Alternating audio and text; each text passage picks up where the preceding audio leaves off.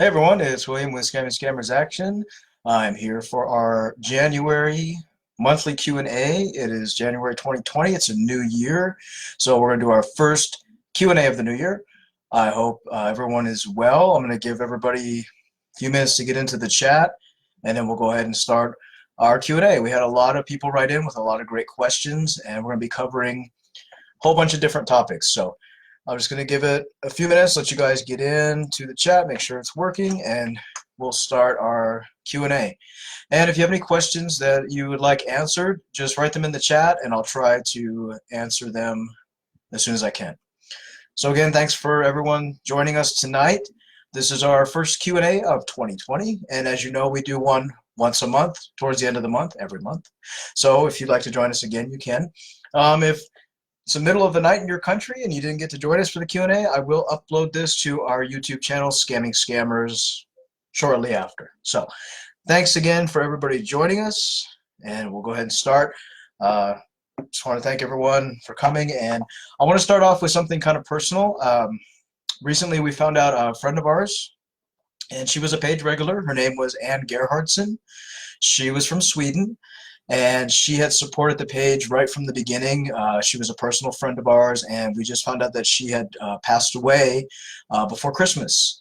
And we didn't know this until just about 2 weeks ago. So if those of you who knew Ann Gerhardsson from Sweden, she was a great friend to the page, a great personal friend of mine. She supported Ann and myself and the page for many years. She was a wonderful, wonderful person. And unfortunately, she passed away before Christmas, and we just found out. So please keep her family in your thoughts and prayers, and just remember that she was a page regular. She was a great friend and a very, very giving and loving person, and we're sorry to hear that she had passed away, but she was instrumental in keeping humor and keeping people aware about scammers and things like that. She was a great support for our page. So again, Ann Gerhardsson passed away, and we're going to miss her a lot. So I just wanted to let everybody know about that. Hi, everyone that's joining the chat. I really appreciate you guys coming in. As I said, we had a lot of great questions that people wrote in about, so we're going to start. So if you guys are ready, let's rock and roll. First off, I had a question written to me yesterday that I didn't want to address till today because I felt it was really important to have it on the Q&A.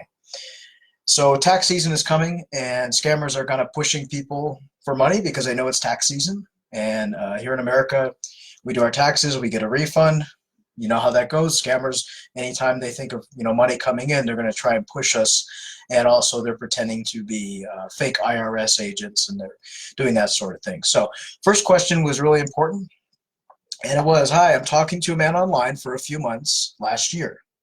He asked me to open a blockchain account for Bitcoin. I gave him the login information and opened the account under my name and my social security number. Now I just got a tax form in the mail for the Bitcoin transactions as taxable earned income. I've never saw any of this money. Is this legit, and what is this? So this is happening a lot, and what's going on is scammers are asking people online, hey, would you open a chain account for me? And basically a chain account is an online trading account. It's similar to like a stock account or a bank account. And what they do is they ask you to open these accounts online. If you're an American, you open it with your social security number, with your ID, with your information. And a scammer using a fake profile will ask you to open this account and say, hey, I want to put some Bitcoin in your account. I can't get to my bank account. Would you open this, account for me? So victims open these accounts. And what happens is you open this account with your information, okay? And then you give the fake profile, the scammer, the login, the password, and everything. And what often happens is the scammer will change the password, and they'll lock you out of this account. So you can't access it anymore, but they have access to it. And what they do is they put Bitcoin in there, they put other victims' money in there, and they use it as an online savings or bank account. They wire money out to different countries, to themselves, whatever they have to do. At the end of the year, especially if they're trading Bitcoins, Forex, things like that, what happens is you will get a tax form in the mail, and it's considered taxable income. So you'll get a form in the mail, and it'll be similar to like a W-2. And let's say that a scammer traded $5,000 or $10,000 in Bitcoin. It's you who pays the tax on it because it's considered an earned income. And the reason you do is because, again, you use your social security number to open this account. You use your information, your tax ID. So you are liable for this earned income, whether you saw the money or not. And that's a thing that scammers are doing. So if this happens to you and you've got a tax form, you need to contact, first of all, I'd file a police report. I would contact the IRS personally. I would contact the Federal Trade Commission, let them know that your social security number was compromised, let them know what happened. Because unfortunately, a lot of people are falling victim to these blockchain wallet online savings accounts. They're opening them for people that they don't know. And at the end of the year, they're getting this earned income tax that they have to pay. And sometimes it can be $4,000, $5,000, $6,000 or more, depending on how much money the scammer used your account to filter money through. So if you've gotten a tax form in the mail that you're not responsible for, you need to contact the IRS directly, let them know what's going on, let Social Security know. And again, don't open accounts for people you don't know. And this comes back to the same theory as if you're online with somebody and they ask you to open a bank account, you should say no. It'd be no different than someone in person coming up to you and saying, hey, open a bank account for me. You wouldn't do it. So don't do it online. And that's what's happening, unfortunately, is victims are falling for this scam. And they're stuck with this bill, this earned income at the end of the year. And it can mean the difference between, depending on where you live, your tax bracket going up. Because if a scammer, say, filters $10,000 worth of Bitcoins using your account, and whatever income you've earned from your job, that extra $10,000 can put you in a higher tax bracket and you end up owing tons of tax. So don't fall for it. Don't open accounts for people you don't know. Don't give people your social security number. I recently got schooled from an H&R Block tax accountant about all of this information that a lot of victims are coming to H&R Block and Jackson Hewitt, the tax offices, and they're saying, hey, I didn't fill this out. Why am I getting this? So that's what's happening. And more scammers, they're not asking you to send money for Western Union. They're asking you to open these blockchain accounts, these chain wallet, these different kinds of online Bitcoin trading accounts. And so that's a new way for them to scam people because, Western Union, it's harder and harder for scammers to go to Western Union and pick up money. They're making it more difficult, especially in countries like Nigeria and Ghana. They can't always go to the Western Union and say, hey, I'm here to get my money because they're being questioned. So these online bank accounts, you can stay anonymous. You can use a person's social security number, and that's the end of it.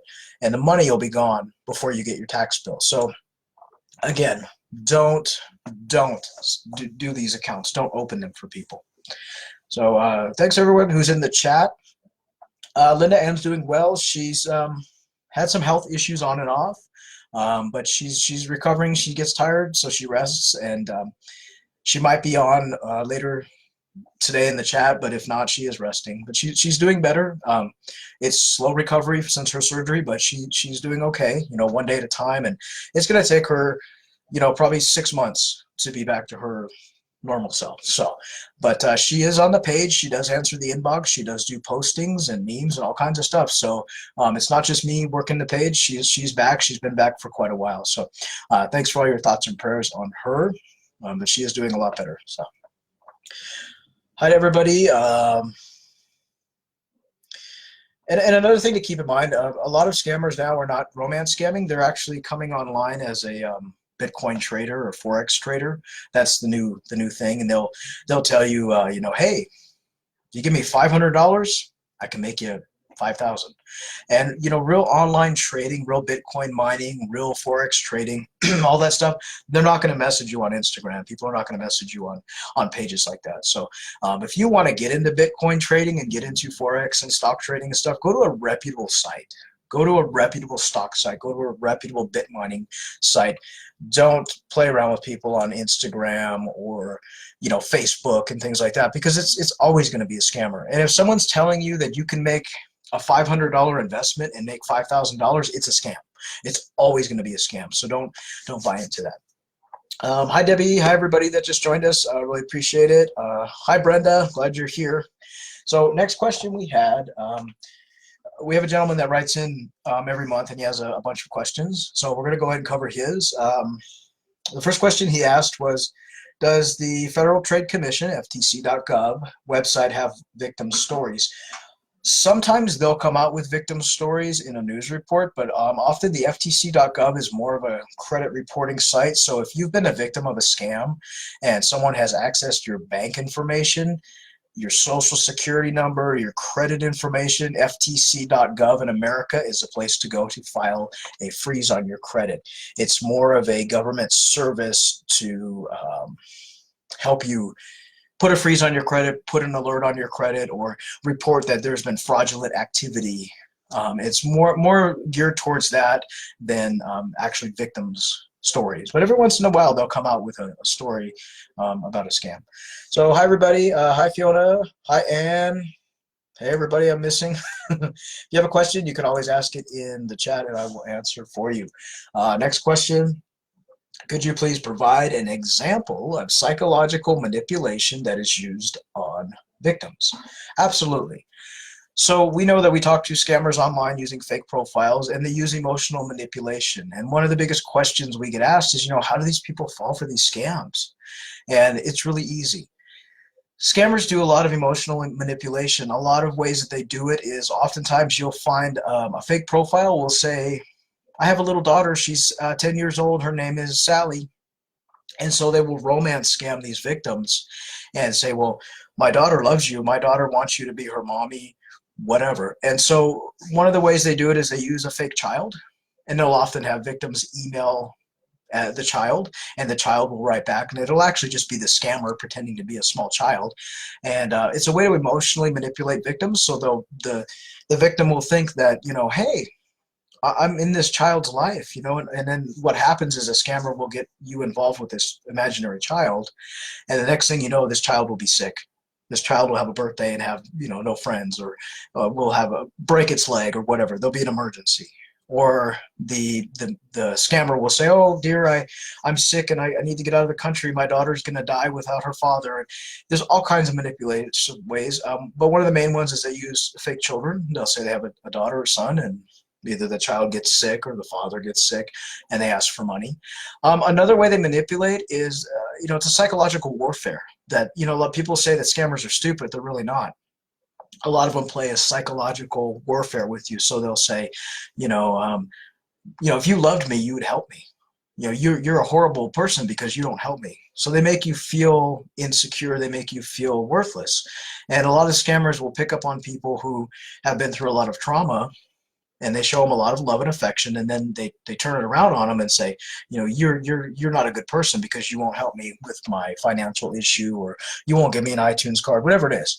So that's kind of a few ways that they do it. They play with your mind. So they think of ways to psychologically damage you. They earn your trust and your love, and then they turn around and do that. That's kind of the main ways they do it. Another way is they do a high pressure scam, where they ask for money, and then they say, well, I need it right now. If I don't get the money in 2 hours, I'm going to die. So they do a lot of different psychological warfare games on you, and that's just a few of the ways that they do it. Charlotte, can a scammer be someone you know personally? Sure. There's scammers all over the place. We think of scammers, we think of people in Nigeria and Ghana. There's scammers all over. Your neighbor could be a scammer. Your friend at work could be a scammer. There's no real, place for scammers that, they're only from a certain country, or they're only strangers, on the internet. There's scammers all over the world in all different places. So yes, a scammer can be somebody, a scammer can be somebody that you loved in person, that you lived with, that you married. It could be anybody. No one is immune, and no one, I hear people all the time tell me, I'll never get scammed. I'm too smart. No one's too smart to be scammed. There's all different kinds of scams, so it can happen. Rosie, I nearly got scammed 3 times. How to go about to give you the info? Okay, Rosie, if you're on our page, if you click message at the top of the page, it'll take you into Messenger, just like you were messaging a friend on Facebook, and it's our private page. And so it's a private messenger, so it's between you and I, or Ann and you. So just go to our page, click at the top where it says message. You'll see a little chat box pop up. That's our private message window. If you need help, message us there, and after the Q&A is done, I'll try my best to assist you. Hi, Peggy. Hi, Linda.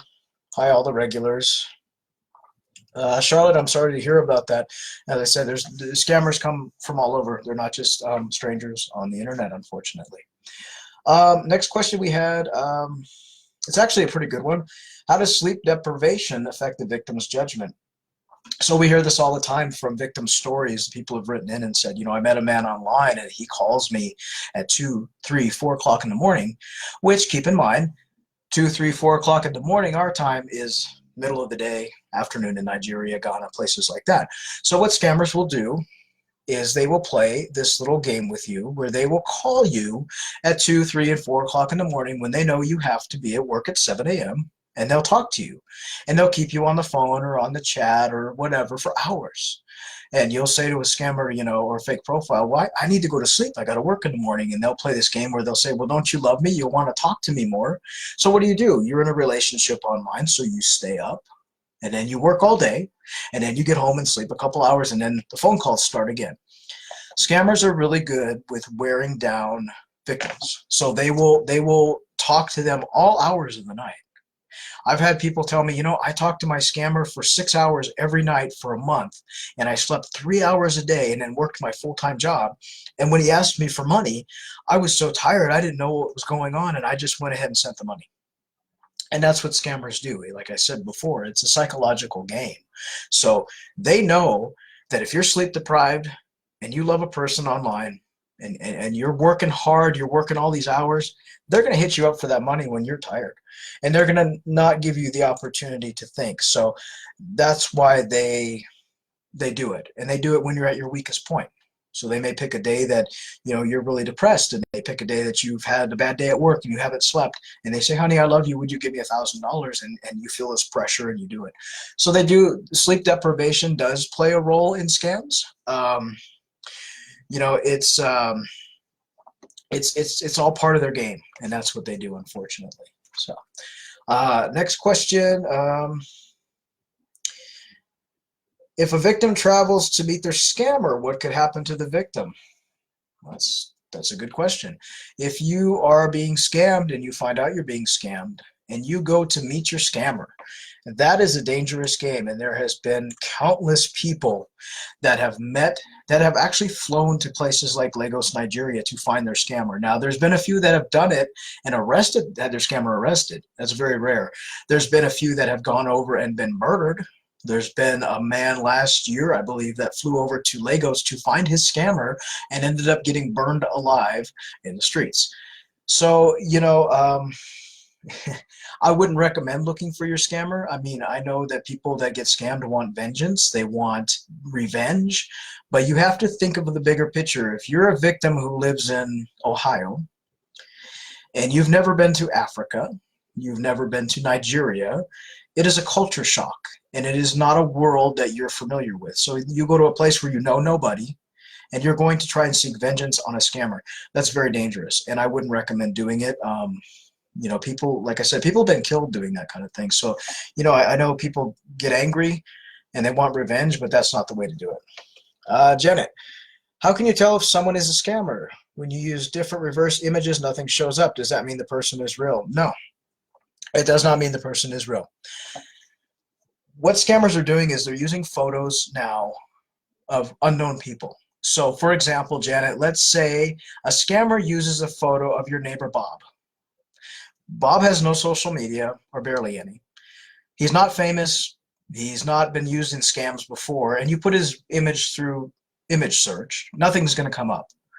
And scammers are using more and more photos of unknown people, where in the years past, they've used photos of like Hugh Hubertus, Jeffrey Miller, Dr. Samadi, Dr. Pinto.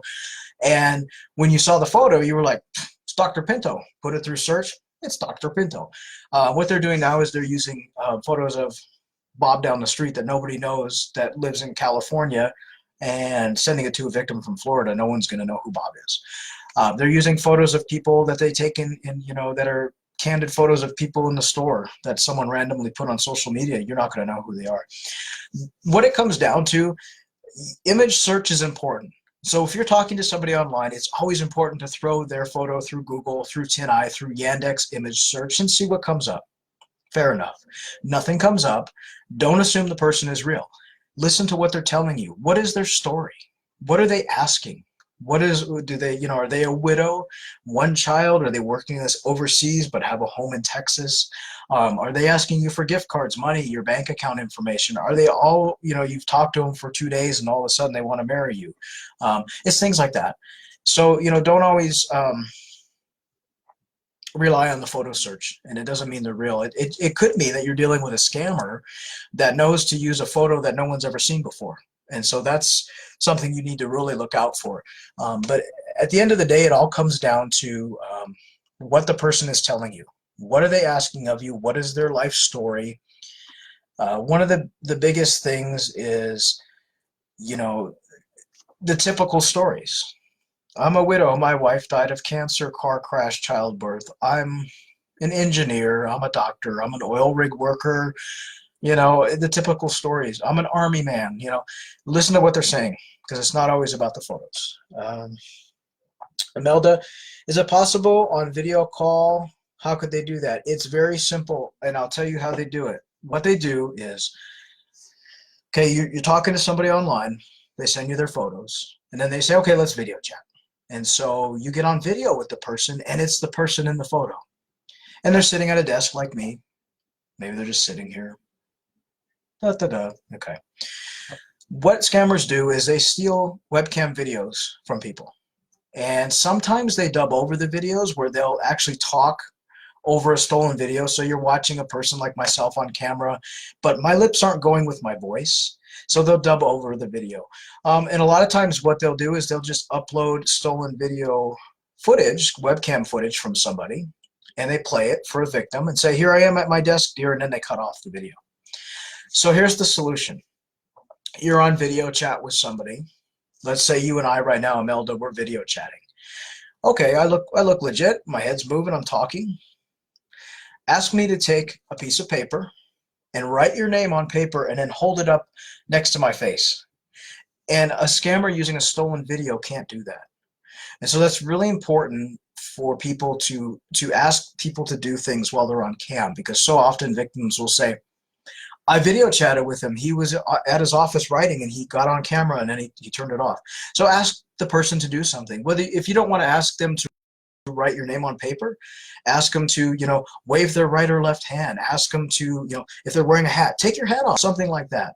And a real live person will do that for you, but a scammer will not be able to do that. And also pay very close attention to the lip movement. You're talking to somebody online and they say hello, but they're saying something like, oh, I think you're so beautiful, but their lips aren't really going with the words. That's a good indication as well. And it's very easy to upload stolen video. There's webcam videos of people all over the world online for free, that people leave their social media open with their videos. They leave their YouTube channels with videos. Scammers just steal them, and it's really easy and simple to do. So that's kind of one of the red flags to look out for when you're video chatting. Ask the person to do something. And as I've told people before, if someone wants a relationship with you and they want to love you and marry you and get to know you, they sure as hell will be able to write your name on paper. That's a simple request. So it's something to try. Next question. How do lottery scams work? So that's actually a great question, and I want to cover something about that as well. So lottery scams. You're on Facebook and somebody messages you and says, congratulations, you've won the Facebook lottery. Oh boy, I won $5 million for being on Facebook. There is no Facebook lottery. There's no Instagram lottery. There's no WhatsApp lottery, Hangouts lottery. There is no lottery on the internet where people message you. The only lottery that there is online is where you go to a legit website and purchase lottery tickets or buy the lottery tickets in person. What'll happen, scammers will message you and say you've won the lottery, and what they'll tell you is you've won $10,000, but we need your ID. Can you upload your ID to us so that we can process your claim? And so you're excited, you've won $10,000. So you take your driver's license, your passport, whatever it is, you take a photo of it and you upload it and message it to the person. What you've just done is you've given a scammer your ID card. What that scammer will do is one of two things. They'll take that ID card and they will go ahead and create a fake profile in your name. And when Facebook asks for identification, they'll upload your ID. And guess what? Hey, the profile's legit, and they give them the profile. Another thing they do is they will take your ID and they will save it. And what they'll do is they'll scam a victim, whether it be, an inheritance scam, or they'll say, "Oh, my boss, Mary Smith, and here's her ID. You can see she's real because here's Mary Smith, wants to talk to you." So they use people's IDs for a lot of different things. Those are the main two things that they use them for. Uh, like I said, there's no Facebook lottery. There's no online lottery. You're not going to get $1 million for having an account. So if somebody messages you something like that, don't ever send your ID online. And that goes for, jobs and stuff like that. If you're applying for a job online and they ask for a copy of your ID, something is very, very wrong. So don't do it. Don't fall for it. And that's how lottery scams work. And it's more of it's called farming. It's a way for scammers to get your ID. So they'll message 20 people and say you've all won the Facebook lottery. If they get 5 IDs out of 20, that's 5 new accounts that a scammer can open with your ID. So next question. What are other resources can the public use to educate themselves? There's tons of resources online, and here's the big thing. People ask me all the time, they say, how can we get educated about scams? Well, it's really easy. Go to pages like ours. There's a lot of great anti-scam pages.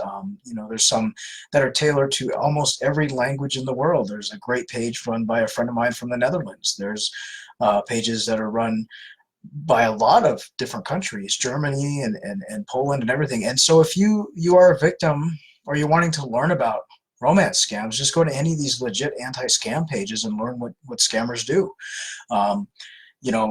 There's a lot of great resources. Even the Better Business Bureau and the Federal Trade Commission has websites that you can go to and look and learn about different kinds of scams. Google's your friend when it comes to that. If you want to learn about a certain scam, you can always Google it, look up government websites, and they'll tell you all you need to know. Hi to everyone who just joined the chat. Hi, Alan. Good to see you. Glad you're awake this early. So next question we have is, last month you mentioned the average age is 40 to 70 for female victims. Could a midlife crisis or other issue play a factor? Sure. Unfortunately, the majority of our victims are between the ages of 40 and 70. What plays a big factor in that is life experiences. So unfortunately, a lot of people between the ages of 40 and 70, and believe me, I fit right in that category, they get divorced, their kids move out, they're alone. Elderly people in their 60s, 70s, older people, I say elderly, older people, their kids are gone, maybe their husband has passed, they live by themselves. These things play a big factor in being a victim if you don't know what to look out for. A lot of victims that we come across have been divorced, they're a widow, they live alone, their kids hardly ever see them. They're very isolated. And so scammers will come into a victim's life when they're at their lowest. So let's say, I'll give you an example. You're 45 years old, your kids are grown, they've moved out of the house, they're away at college, they're away in their own life. Your husband's divorced you, you've been alone for 4 or 5 years, you work and sleep and come home. And all of a sudden, you meet somebody online who tells you that, you mean the world to them and that they love you, but they need some money. This is how people become victims, and a lot of it has to do with loneliness. A lot of it has to do with self-esteem as well. If you haven't had somebody tell you that you're beautiful in 10, 20 years, and suddenly this gorgeous man online is telling you, "Oh my God, you're beautiful," you're gonna fall for it. And unfortunately, scammers know that, and that's what they do.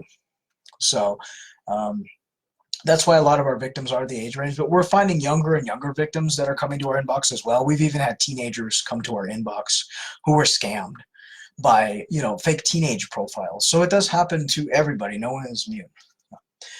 Next question we have, I talked to a man online and found out he was a scammer. He gave me his phone number and I searched it, and it led me to a home in Indiana and some woman's name.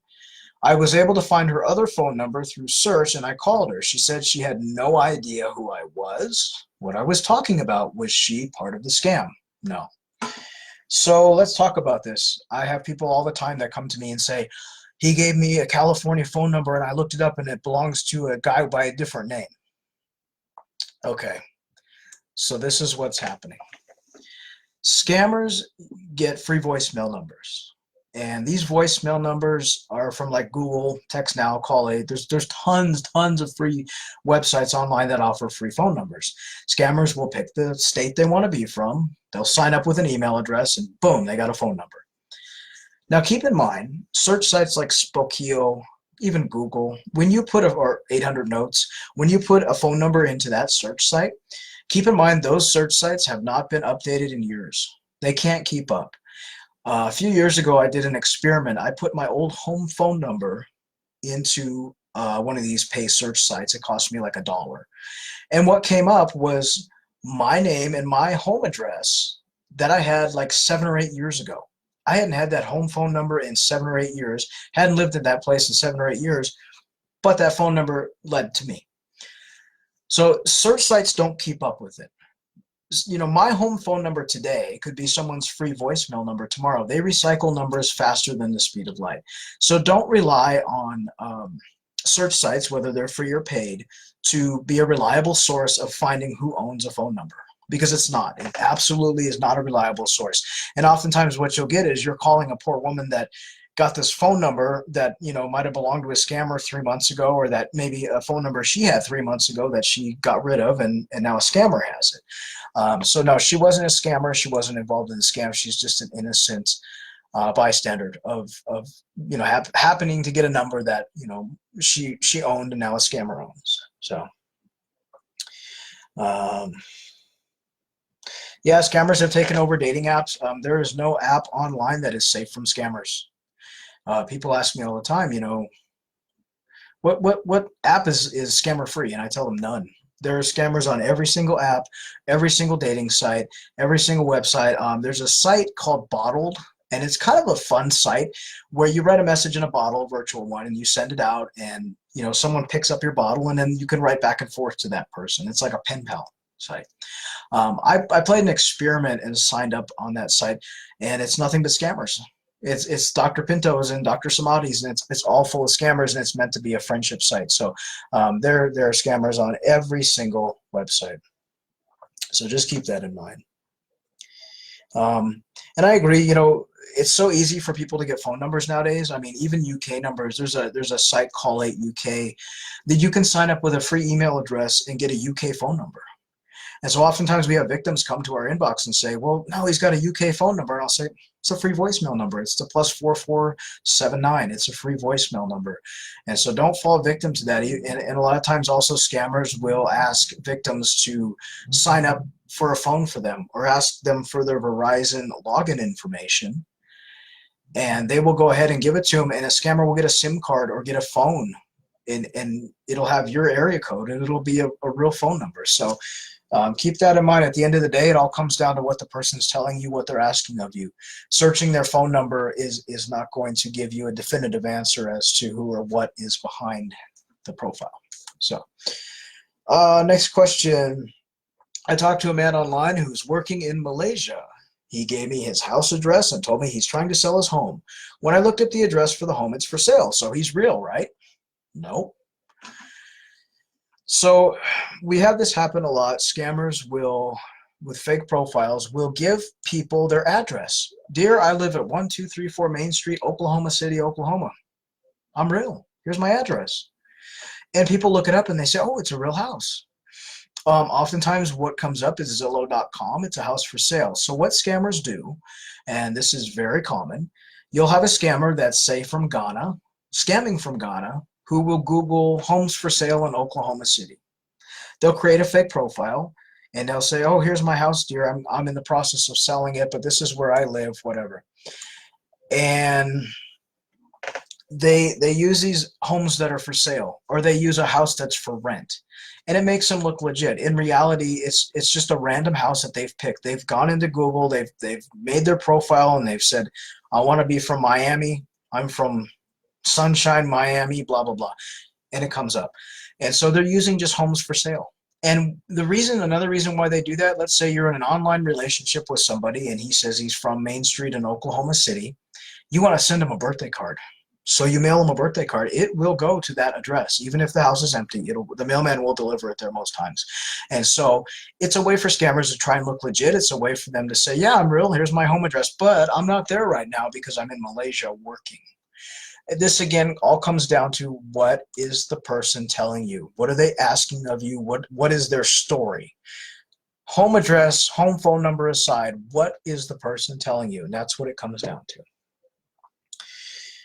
Patricia, the lady that scammed my husband, guess she said she has a sick mother in a hospital. She sent pictures of her mother's legs that was buried. He sent her gifts, cards, and money through Cash App. But it's hard to figure out who the person that did it. I got him to go to Hangout Instagram, mostly Instagram. Username. The picture is a picture of Sabrina Nicole. That's a popular stolen photo of Sabrina they use. It won't be Sabrina that scammed your husband. What it is, and we'll talk about Cash App. So, you're talking to somebody online, and they use a picture of a porn star or somebody famous, and they ask for money through Cash App. Now, Cash App is another system that scammers are getting money. Cash App is easy to sign up for. They can use a victim's bank account information. They can sign up for an online bank account and use it. There's many ways to sign up for Cash App. It's really, really easy. And the fact that they had him go from Instagram to Hangouts and things like that, it's a scammer. It's not going to be the woman in the photo. I can tell you that in the 6 years Anna and myself have been doing this, we've only caught one person who used their real photo. And it wasn't a famous person. It was just a regular, everyday lady that was using her real photo to scam people. It's very rare. And it definitely will not be the woman in the photo. He was likely talking to a male who was probably in a place in West Africa or India or Pakistan. We've even had scammers now coming out of Afghanistan. So it won't be the woman in the photo. And a lot of times it's easy for people to say that, Raven Riley scammed me. It's not Raven Riley. It's just someone using her photo. With Cash App, it's almost impossible to trace who the person is. So that's another reason scammers use Cash App, is because you can't trace them. There's no payment details. It goes to a username. It goes to, Brandy1234. It doesn't go to an actual account, or person doesn't go to Western Union to pick up the money. It's just all electronic, and that's a new way that scammers are getting money. They're using Cash App, they're using Chain Wallet, they're using all these block wallets, they're using all these online banking apps to get their money, because Western Union and MoneyGram are cracking down on scams. So they're using these online apps where there's a will, there's a way, and that's kind of what they're doing, unfortunately. I see a lot of profiles on Instagram of older women whose profiles aren't private, and there's tons of scammers following them. How do I report them since there are so many following them? I've reported so many. Unfortunately, and I see this a lot. I have a friend of mine in Romania that sends me a lot of Instagram women that are in their 50s and 60s that are taking photos of themselves in their, open Instagram profiles, and they're being followed by 400 18-year-old Nigerian men. It comes down to the person who has the social media account. So if you're seeing a lady who is being followed by 5,000 Nigerian men, and she's a 65-year-old woman from Florida, you can't really report real people for following other people. If you know an Instagram profile is fake, yeah, report it. It might get taken down, it might not. Keep in mind that when you get a profile removed, it doesn't remove the scammer, they just make another one. Your best course of action with that is maybe talk to the lady. Tell her, hey, you're being followed by a bunch of scammers and you're at risk of being scammed. Some people care, some people don't. Reporting to Instagram is one of those things. It's a crapshoot. It's like you could report a blatantly fake Instagram profile and Instagram will not remove it. So, you would be reporting all day long.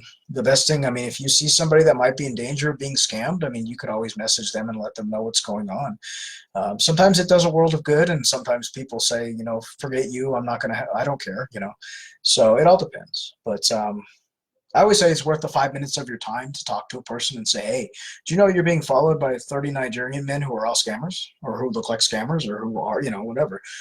It doesn't hurt to tell them, but that's what I would do. Unfortunately, Instagram is owned by Facebook and WhatsApp, and it's one of those pages that is growing with scammers more so than Facebook. Instagram, I'd say half of all their users are fake. They're fake profiles. So, you know, it comes down to, with Instagram, keep your profile private. Be mindful of who follows you. Block people who follow you if you don't like them. If they don't look right, if they look like they're scammers, or if they look suspicious, or you know it's a fake. If you're on Instagram, block the person. You have the ability to do so, and some people just don't bother. They don't care. And keep in mind, when you keep your photos open on social media, you keep photos of your kids, yourself, you're a target for scammers to steal your photos as well. So please remember that. Hi, Tanya. Yeah, Instagram is a breeding ground for scammers. So next question we have. What can be done about all the scammers on Instagram? It's getting worse. That was our next question. There's nothing you can really do other than, you know what, you want to report fake profiles on Instagram, you can. It could be a 40-hour-a-week job. There are so many fakes on Instagram that it is out of control. So it's up to you to report them if you want to. Our stance on reporting is it's up to you. We don't report fake profiles unless it's someone that is clearly in danger. Then we'll report the fake profile if we see a victim that's in danger. But you know, it's out of control. There's nothing you can really do other than be smart about it, be educated, educate your friends, educate your other Instagram friends about scams, because so many people are not aware of how many scammers are really on Instagram. So next question. The man I'm talking to online sent me a video of himself. He said my name in the video, but now he's asking for $5,000 to take his military leave. When I asked him for another video, he sent me the same one, but said different things. How can a scammer do this? This comes down to, like I said before, dubbing over videos. Scammers will steal people's videos and dub over them and give them to victims. So you'll have a 50-year-old businessman with puffy white hair and a nice suit and tie, and he has this really heavy West African accent. It doesn't match. And we have a few videos on our page that show that. They just dub over the videos. As I said, it comes down to, yeah, give me a video of you writing your name on paper and holding it next to your face. If you can't do that, I can't help you. And at the end of the day, you really shouldn't give people money that you've not met in person. So, and to the person that wrote this question, military men don't pay for their leaves, and you don't pay for their leaves. So if you're talking to somebody online who is asking for money for military leave, you're talking to a scammer. Next question we have. I've been talking to a woman online who said she's going to come and see me. She says she's an aid worker in Ghana for the Red Cross. Okay. She said they don't pay for their flights home. She asked me for $1,500 for the flight home and said she can meet me at the airport. Is this true that they pay for your flight to the work site but not home? I'm going to tell you right now, you're talking to a scammer. The Red Cross, UNICEF, Doctors Without Borders, all of these governmental agencies that go to countries like Ghana, Nigeria, wherever, they pay for their flight there. They pay for their flight back. It's not a one-way ticket. If you're talking to somebody online who says they're an aid worker in Ghana and they can't come home, but they'll come home if you pay for their flight and meet them at the airport, talking to a scammer. Real people that do this kind of work, they don't need your money. They don't need your money to come home. People that sign up to be aid workers in other countries know what they're doing. They get paid for what they're doing. They get a flight there. They get their food. They get their water. They get their things they need, and they get home.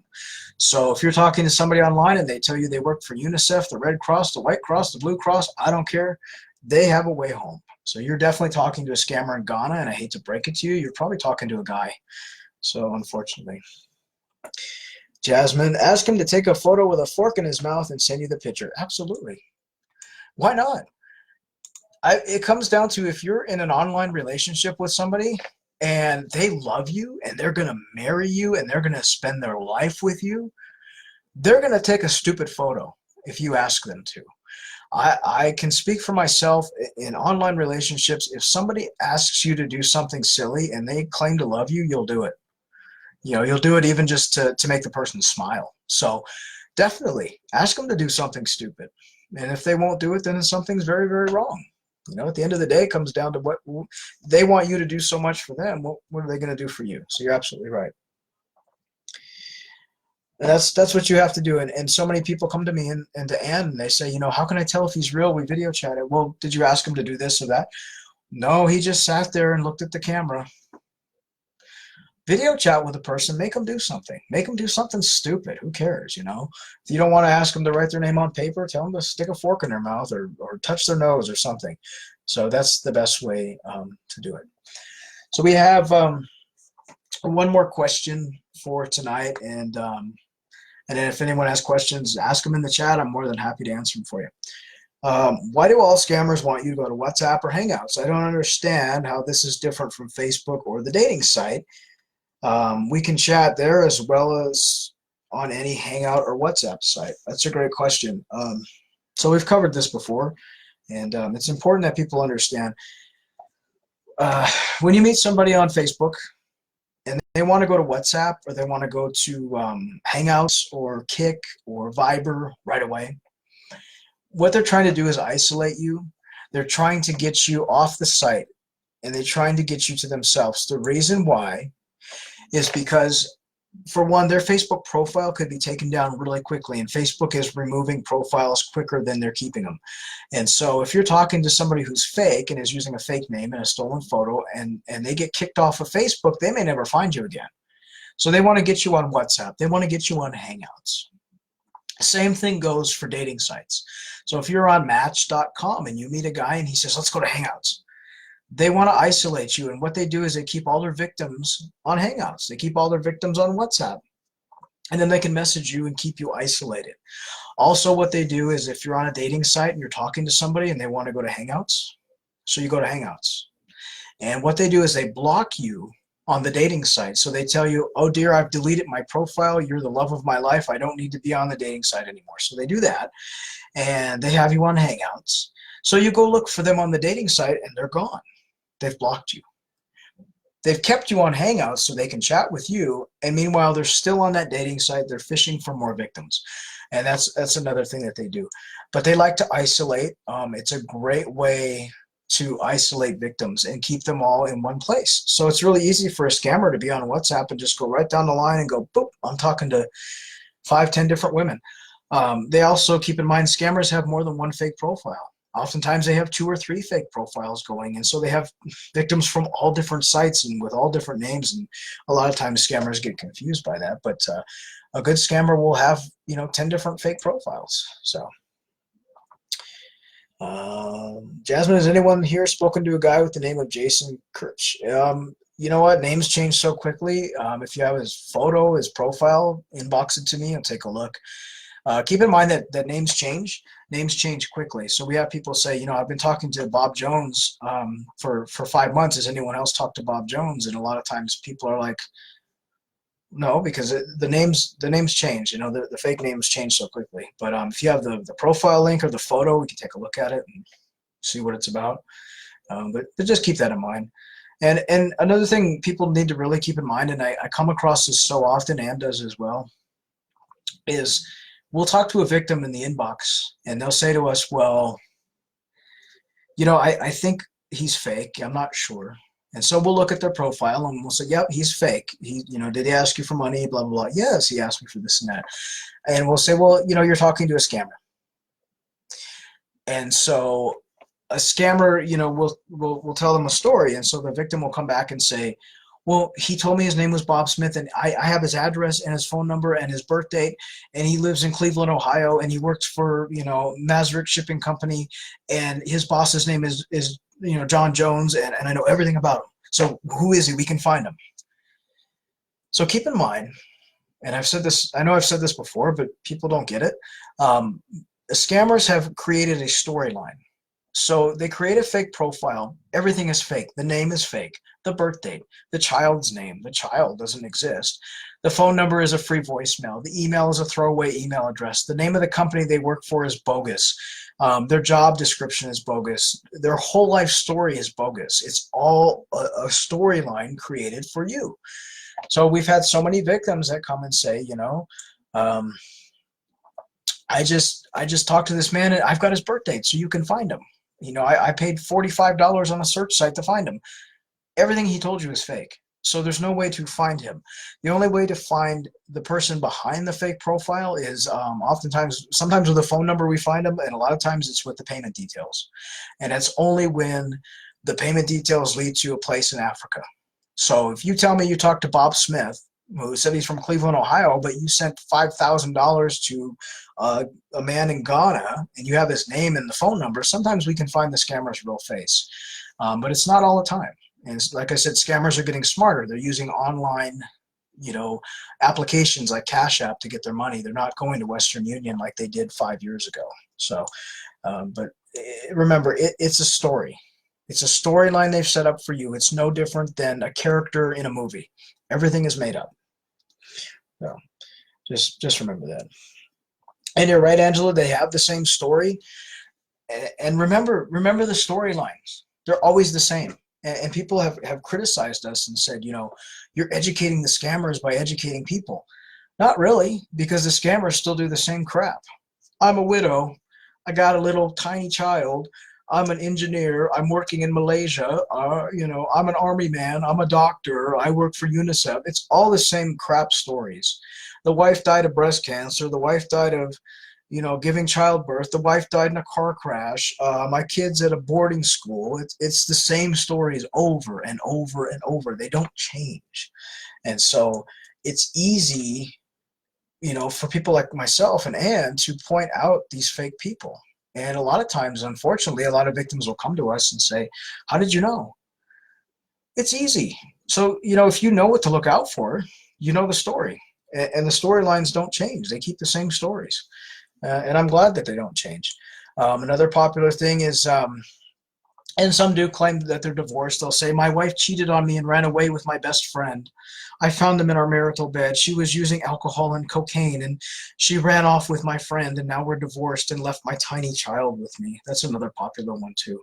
A lot of them will say, you know, I'm originally from Germany, don't speak a lick of German, but I lived in Poland, but I worked in Serbia, but I'm now in Malaysia, and I was raised in a Russian boarding school. And so that's why my accent is so strange. And in reality, you're just talking to a Nigerian or a Ghanaian. And that's a way that they do it. They you know, they say, you know, hey, I have a little bit of an accent. I hope you don't mind. My mother was Spanish. My father was Russian. I grew up in Spain, and you know, it's just a way to try and cover their accent. In reality, like I said, they're from a place like Nigeria or Ghana or India, wherever. So, thanks, Jasmine. Linda, I did reverse image pictures. If I don't know their face, I got a lot of pictures most don't check out. People don't check the photos. And people have asked us, what's the best photo search site to go to? I will tell you again, it's yandex.com. It's a Russian-run image search site.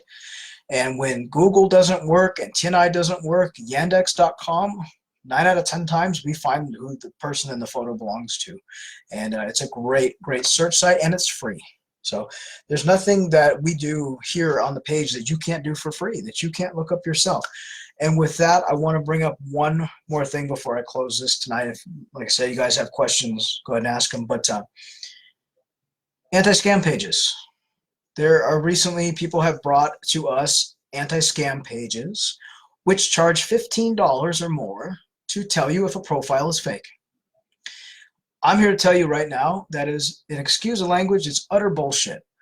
No legitimate anti-scam page would or should charge you to look up things that you cannot do yourself or that we wouldn't do for you for free. And a lot of anti-scam pages will do it for free. So if you're on an anti-scam page and they tell you, well, for us to tell you if the profile is fake or not, you have to pay us $15, they're scammers. Don't do it. We do it for free. We've never taken a dime from anybody. We've never, ever, ever charged people to find out. We've never charged people to educate you about how to look it up. So don't ever pay anybody to look up a profile and see if it's fake or not. And any legitimate anti-scam page is not going to charge you at all. So, and everything that we know, everything we've learned, you can learn too. It's all free. We never pay to look up stuff. The only thing I ever pay for enough out of pocket is the software to create YouTube videos, and that's $50 a year. I don't ever pay to look up information. It only costs me $50 a year to make videos. That's all I do, and we don't make anything off our YouTube videos. It's all done for free. So if you're talking to somebody and they say, "Yeah, I'll check out your profile, but it's $15," you need to block that. It's a scam. Everything is free. You can find out all this information for free. Lane, to answer your question, it's yandex.com and click images, and it's a great image search site. Hi, Elizabeth. Good to see you. So, yeah, it's very alarming that people are getting scammed. To look for your scammer. It makes me angry because everything is free. We've had victims that have come to us and said, "Oh, I paid $30 to search the man's name and I couldn't find his background." Well, the name is fake. So again, if an anti-scam page is charging you, it's a scam. Don't pay it.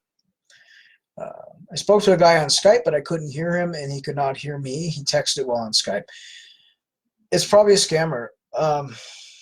Look, we live in a world of technology.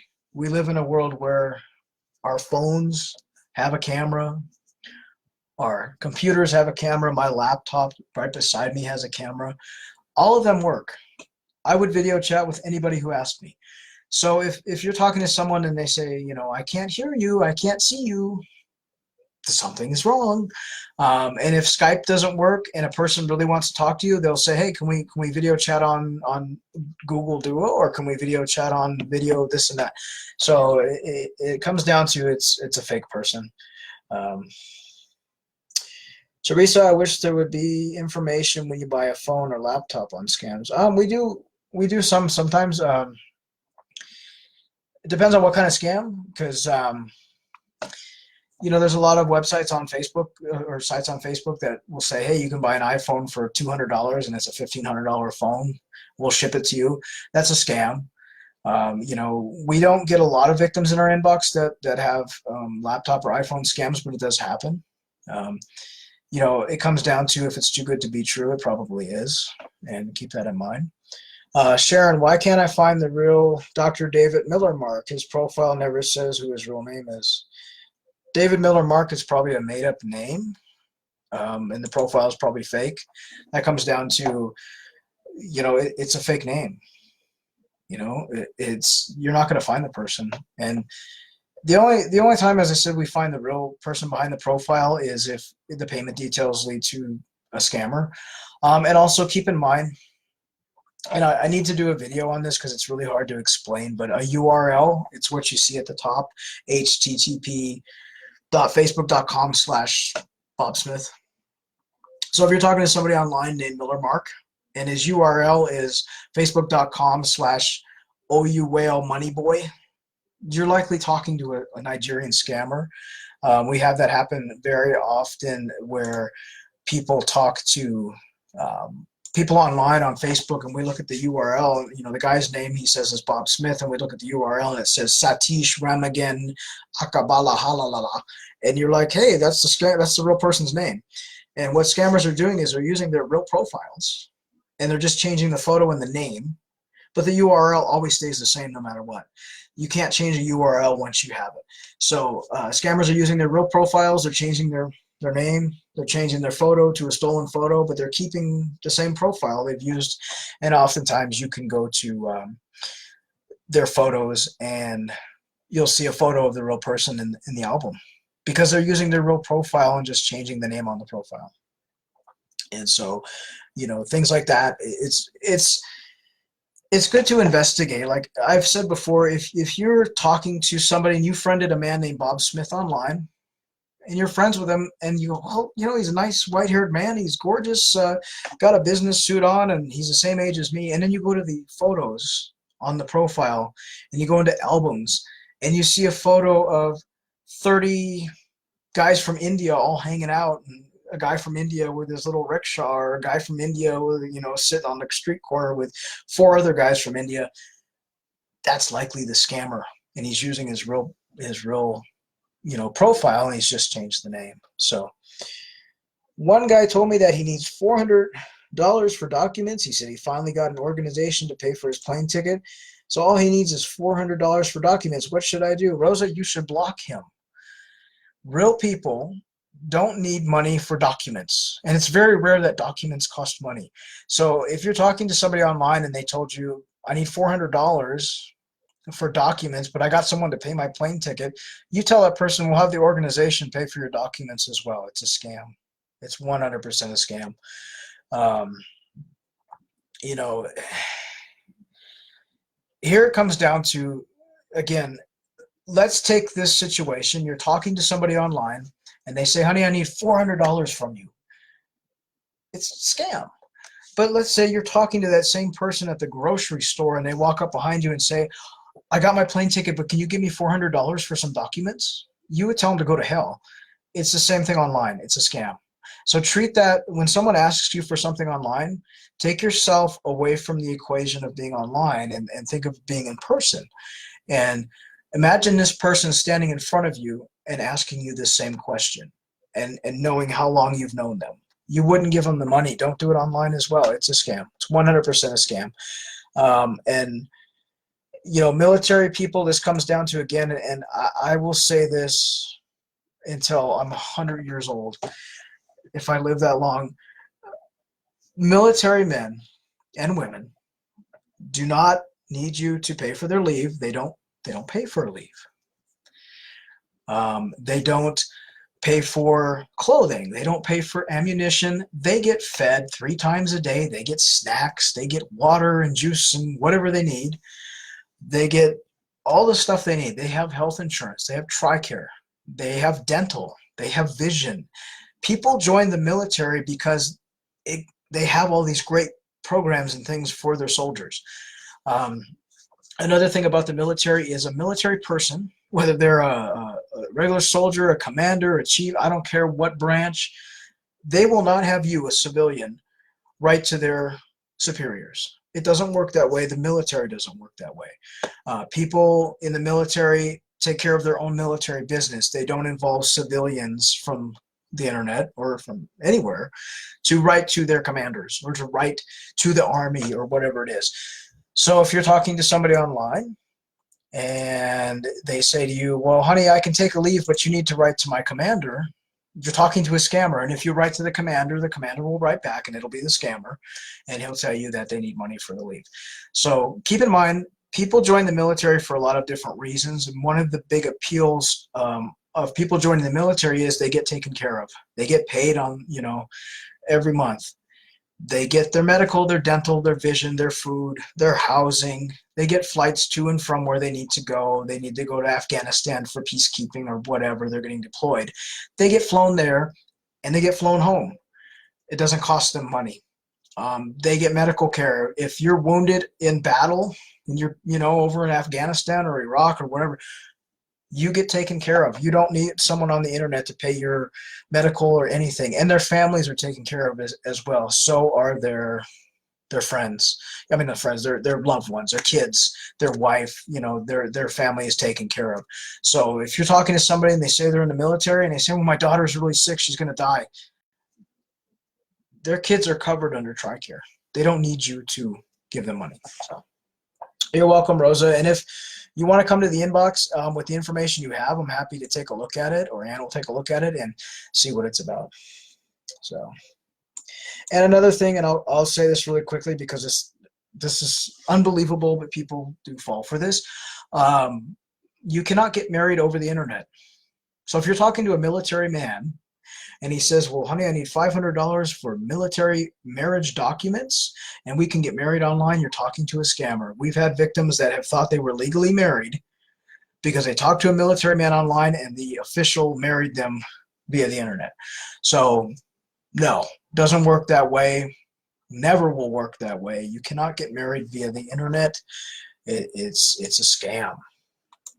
And you don't pay for military documents at all, ever. It's just not how the military works. So keep that in mind. And yeah, and you know, another thing is too, like you're talking to a doctor online. Doctors are not online looking for love. People like that, people that are doctors and people that are, high-ranking military officials, they're not online looking for love. They run in a circle. You see people, doctors that are, engaged, or doctors that got married, and you ask the doctor, how did you meet your wife? Oh, a friend of ours had a dinner party and we met them. Or, oh, I met her at the clinic. We work in the same whatever. That's how people meet each other. It's people like that. They're high-ranking and rich people and things like that are not online looking for love and asking for things. Hi, Sherry. Um, Hi, Debbie. Yeah, if you want to send your story, Debbie, and if anyone wants to send their story, you're welcome to. As you know, I narrate stories for our YouTube channel, Scamming Scammers. And you can stay anonymous, and we can, change up your story so that it doesn't give your identity or anything. You're more than welcome to share your story, and I'll try to narrate it into a video. We try to do 1 to 2 videos a week when possible, and people have been asking for victim stories, so if you want to share your story, you're welcome to inbox us. So I appreciate it. So again, thanks for everyone for joining us for our January Q&A. If you guys have any questions, I'll answer them now. Otherwise, we'll close this out for the month of January. And one more thing before I close this out, I want to remind everybody that Valentine's Day is around the corner. We're almost in February. You know what that means? It means scammers are going to up their game. They're going to want to be your Valentine. Don't fall for it. If you're talking to somebody online and all of a sudden they love you and they want to be your Valentine, and it's the 27th of January, you're likely talking to a scammer, and they're going to try and push you for money before Valentine's Day. All the big holidays always get scammers. Christmas, New Year's. Valentine's Day is a big one. Romance scams, it's huge on Valentine's Day. So keep that in mind. People do not fall in love within a week or a day or even a month. It takes a little time. So just remember that if someone asks you for, money for Valentine's Day, oh, honey, I'm going to marry you. I'm going to come and see you, but I need some money. It's a scam. So anyway, I want to thank everyone for coming out to our Q&A. I'm going to do another one at the end of February. I might try to do one around Valentine's Day. If you guys want to do a Valentine's Q&A, we can try and do that as well. But again, Anna and myself appreciate you guys as much as you appreciate us. Kitty, why do you think they often use 2 first names? I think because of the culture difference. A lot of scammers you'll see from places like Nigeria and Ghana, they use John Paul, Tom Bob. I think it's just a culture thing. I think that they think a lot of Americans have names like that, and that's a huge red flag. If you see a man, I mean, it's very rare to meet people that have 2 first names as their name, like Tom Bob or James Bob, John Paul Tom, or they'll have actually like 2 names, 3 names. They'll be Bob John Paul. His name is Bob John Paul, and he's peacekeeping. As I said, it's a culture thing. So that's what I think. But thanks again. If you guys have questions, you can always inbox us as well. I'm happy to answer them. Anna and myself always work the page. And yeah, maybe we'll think about doing a Valentine's Q&A depending on my work schedule. So thank you again. I appreciate all you guys and what you do. And if you need help, you can inbox us. Just click message at the top of the page, and myself will answer you. And again, we are on YouTube, Scamming Scammers on YouTube, and I try to upload at least a couple videos a week, work permitting. So thanks again, you guys, and be safe out there. Keep your money to yourself. Don't give it to someone who lies and cheats and scams. And if you need help, you can inbox us. So thanks. Well, hopefully see you guys at the end of February for our February Q&A, and then I'll let you guys know if I decide to do one for Valentine's Day. And maybe I'll dress up like Cupid. So thanks again. You guys stay safe, and we'll see you next time. Anne says hello, and she is in the inbox. So if you want to chat and say hi, she's there as well. We'll see you next time. Keep the money to yourself and be safe. We'll see you. Bye.